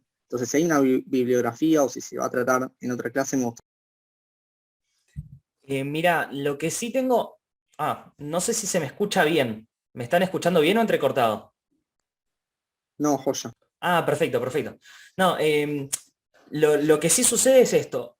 Solamente de la fenomenología, ¿sí? De la tradición fenomenológica, solamente el primer Husserl, el de las investigaciones y el de las primeras investigaciones, ni siquiera la segunda edición, ¿sí? No la edición de 1910, sino la primera, si no me equivoco, 1901. No me acuerdo si es 1901 o 1905, pero 1901. Ese va a ser el que sea más compatible con la propuesta del positivismo, ¿sí? Después. El texto que les habíamos mandado la vez pasada es del 29, en el que se arma oficialmente el Círculo de Viena. O sea que fíjense que pasó bastante tiempo. Bueno, hay un periodo muy grande en el que Husserl deja de escribir, o sea, solamente larga las investigaciones, tiene bastante éxito en general, porque todo el mundo dice que está de acuerdo con su propuesta, porque la verdad que integraba bastantes tradiciones, ¿sí? En general. Hubo un tiempo bastante grande que Husserl está sin escribir, y después empieza a escribir de vuelta. Hace una nueva edición de las investigaciones en las que cambia algunas cosas, y empieza a irse por una vertiente que es un poco más, primero cartesiana y después kantiana. Para la época en la que está el Círculo de Viena, se instala como tal, Husserl ya era prácticamente un kantiano, ¿sí? En lo que proponía. Entonces, el positivismo pasa a detestar lo que decía Husserl. O sea, el único Husserl que sirve, el Husserl verdaderamente útil y revolucionario para ellos, era el Husserl de las primeras investigaciones lógicas. Que era un Husserl que había tratado de fundamentar la matemática, que era un Husserl que había planteado que cómo la lógica interviene en nuestra forma de conocer el mundo, ¿sí? Era un Husserl muchísimo más estructurado y muchísimo más positivista, si es posible llamarlo así, antes del Círculo de Viena, o sin afinidad con Comte, ¿no? Pero, digamos, solamente el Husserl de las primeras investigaciones es el que les va a caer bien indefectiblemente a los positivistas lógicos, pero porque también permite hacer una teoría de las sensaciones con las que efectivamente se pueda conocer algo universal a partir de determinados elementos particulares que tienen que ver con las observaciones precisas. Va a permitir, por ejemplo, dar una teoría de conocimiento que hasta cierto punto eluda el problema de la inducción y demás, ¿sí? Todo esto no se desarrolla demasiado, simplemente es una cuestión de simpatía. Ningún positivista va a ser estrictamente fenomenólogo. Pero sí hay cierta simpatía por lo que está diciendo ahí, por el intento, ¿sí?, que hacen las primeras investigaciones. Después lo que viene después, para los del Círculo de Viena, ya se fue del carril adecuado. Eso es lo que van a pensar. Y sumado a eso, el Círculo de Viena estaba en Viena y estaba tomando mucha relevancia, pero en otros lugares, por ejemplo en Marburgo o en Freiburgo, estaban surgiendo círculos neocantianos que se hicieron muy amigos de la fenomenología. Y de eso sí tengo bastante bibliografía. De los neocantianos fenomenólogos hay un montón. Porque van a decir, sí, Husserl les está haciendo todo bien porque los del Círculo de Viena vienen arrasando con todo, le vienen cantando a todo el mundo lo que vienen haciendo, y a nosotros nos están dejando de lado. Y la fenomenología es el único lugar al que pueden ir a recurrir porque Husserl se empezó a ir por ese lado. Así que nada, eso está bueno. Así que de eso tengo algo, después haceme acordar y te paso. Buenísimo, gracias. No, por favor. Voy a responder algunas consultas más de lo que me habían planteando. Bueno, René dice, ¿cómo es la función de la sintaxis lógica? ¿Es necesario o contingente para el Círculo de Viena con relación a la transmisión de conocimiento? Es contingente para el Círculo de Viena, porque depende en el momento en el que los agarres. A ver, explico por qué estoy mencionando esto, ¿no? En relación con la transmisión de conocimiento hay algo particular del Círculo de Viena, que ellos también, si tienen una visión estrictamente científica del mundo, la cuestión no es solamente transmitir la ciencia, sino hacerlo de la manera adecuada, ¿sí? O implementar la ciencia de la manera adecuada para que llegue a la sociedad. Para eso la ciencia, o el método adecuado de la ciencia, debería llegar a la sociología. Y por una determinada teoría, que es la teoría de la Constitución, que vamos a ver más adelante, para eso debería pasar que la física se establezca bien como ciencia, y eso parece que ya está logrado. Después pase a la química, después pase a la biología, después pase a la psicología y después llega a la sociología. Es decir, que para poder decir que las propuestas o las opiniones del Círculo de Viena en lógica llegan a la sociología, deberíamos pasar por muchos otros ámbitos antes, y ellos no terminaron ese proyecto.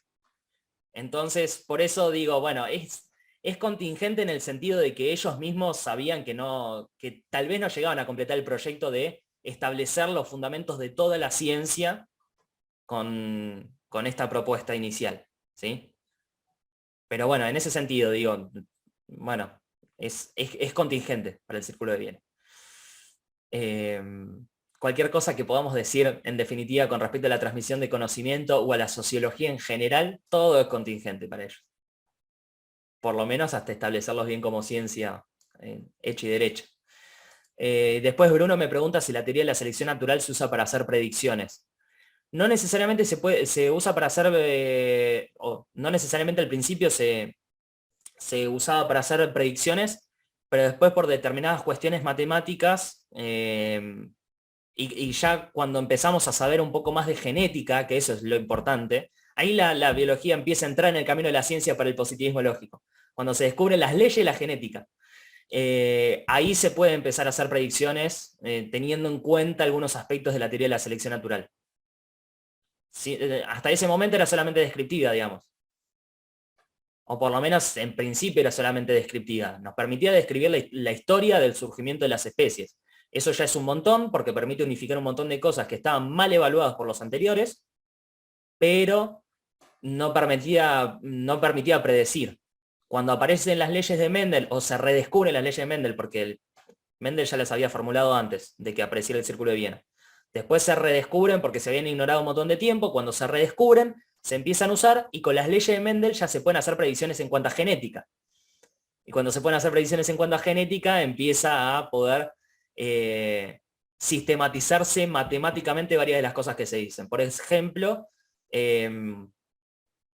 hay una ley que se llama ley de Hardy-Weinberg, que es la ley que establece que hay un determinado... que determinadas características genéticas en una generación, si pasan a la siguiente y no hay más factores afectando, no aumentan por más que una de las características sea mayoritaria, sino que se mantienen en la misma proporción en la generación siguiente. Si yo tengo el 70% de las personas con ojos marrones y el 30% con ojos azules, en la siguiente generación, por cuestiones matemáticas, se logra predecir que si no hay ningún otro factor influyendo ahí, la siguiente generación también debería tener 70% ojos marrones y 30% ojos azules. Pero bueno, nada, empiezan a aparecer leyes con formulaciones matemáticas para hacer predicciones solamente de la mano de la genética.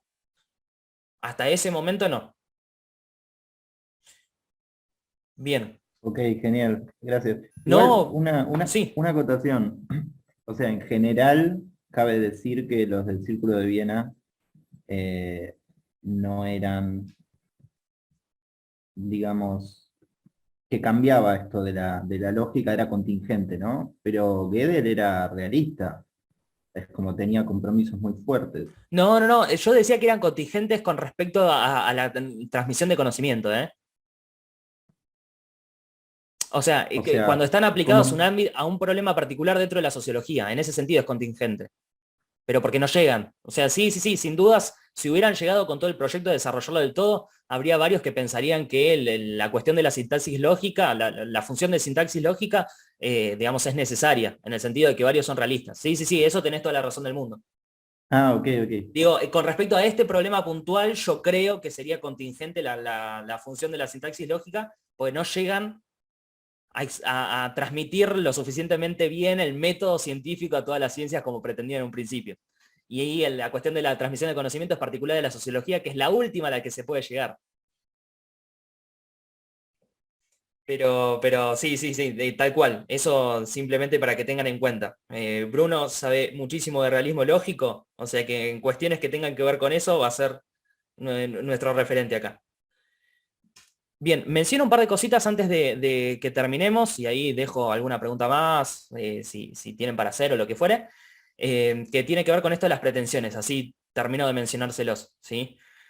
Bueno, más allá de la cuestión de explorar la fundamentación de la lógica y consecuentemente de la matemática, aparecen otras dos pretensiones, que es dar cuenta de los éxitos de la física y explicar la metodología que las posibilitó, ¿sí? Esto era importante porque, al parecer, el método por el que Newton había llegado a lo que había llegado, para ellos era el mismo por el que después aparecieron las teorías disruptivas, que eran la mecánica cuántica y la teoría de la relatividad, ¿sí? El método no había cambiado, simplemente habíamos llegado a un conocimiento más profundo de el mundo, por decirlo así.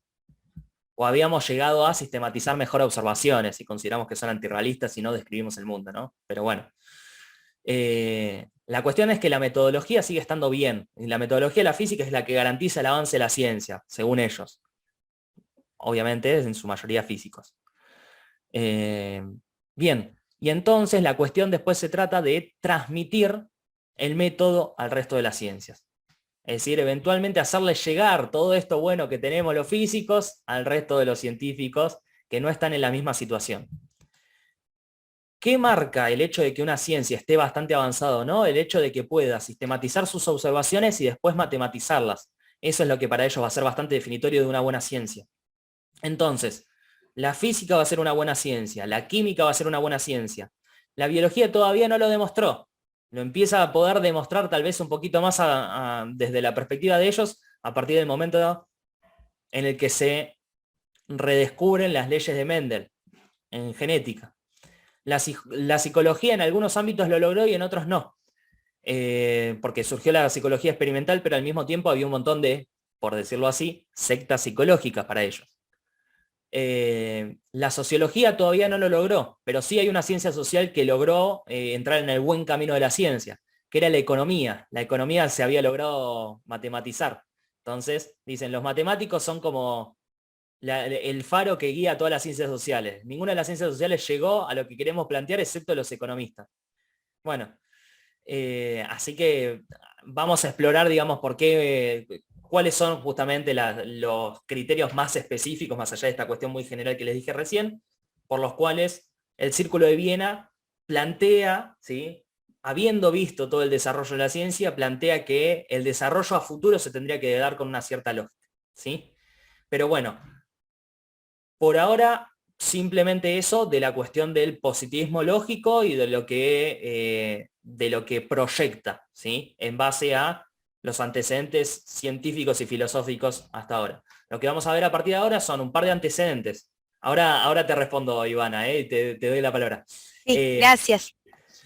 Lo que vamos a ver son algunos antecedentes puntuales del positivismo lógico que van a reconocer como las palabras autorizadas antes de empezar a hacer sus propias propuestas filosóficas, y después de eso vamos a entrar específicamente en el Círculo de Viena, ¿sí? Entonces el viernes que viene van a ver a Poincaré, Duhem y Mach con Juanma, y va a avanzar un poquito sobre también el panfleto del Círculo de Viena, como le decimos nosotros, o el textito que ya les habíamos pasado la vez pasada, ¿sí? Así que eso es a lo que se van a dedicar más que nada la semana que viene. Es simplemente para que lo tengan en cuenta. Aprovecho, dejo de compartir pantalla y ahí te dejo, Ivana, que me hagas la pregunta. Bien. Y bueno, gracias Ignacio, gracias por tu presentación de hoy.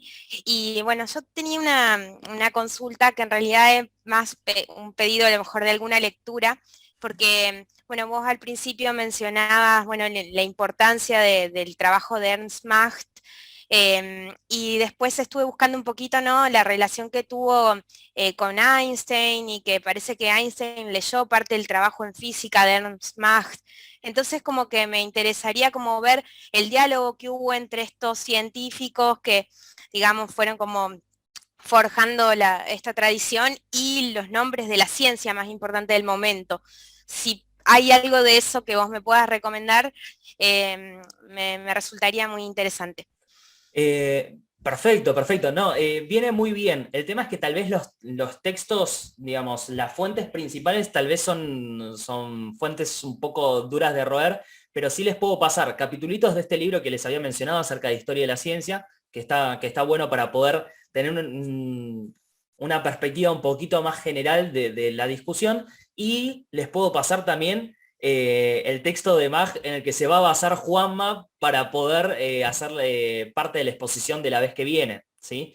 Que eso es un texto directamente de Mach, pero que habla acerca de la metodología de la ciencia con cuestiones mucho más cercanas a lo que estuvimos charlando nosotros hoy, y desde una perspectiva bastante filosófica dentro de todo. Mach va a ser la palabra autorizada para el Círculo de Viena, pero más allá de eso, también para los científicos del momento. No porque digan que él decía todas cosas correctas, sino que aun cuando ya se lo cuestionaba, se decía, bueno, la forma que tiene de hacer ciencia es sublime, ¿no? Según varios. Entonces, esas dos cuestiones se las paso. Dale, muchas gracias. No, por favor. Bueno, ¿alguna duda, consulta más? Creo que ya estamos más o menos sobre el horario, pero no hay ningún problema. Cualquier cosa, ahora freno la grabación en unos 2 minutitos y me pueden seguir consultando. ¿Pero tienen alguna pregunta, consulta más? Por ahora no. Perfecto. Entonces ahí dejo de grabar.